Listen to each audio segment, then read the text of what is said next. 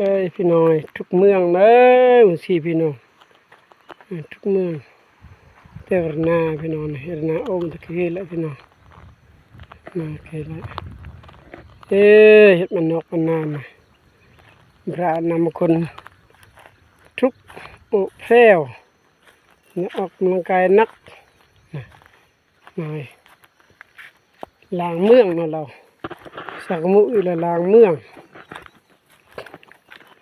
กันโทษอันนั้นทุกเมือง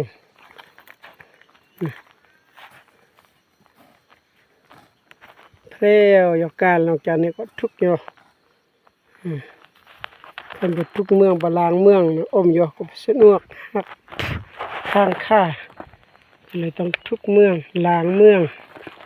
เลยเวลาอธิการเงาะต้องล้างเมืองกาลอยนอกจากนี้ก็เป็นกาเงาะ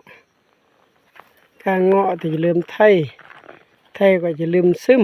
นี่คือชาวไร่ชาวนาเรานอนนี่แหละคือชีวิตของชาวนาโอเคแล้วพี่น้อย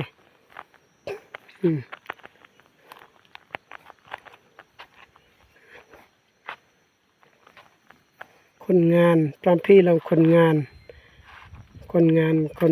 ะนากำลังทุมมากแต่คนเกี่ยวปะ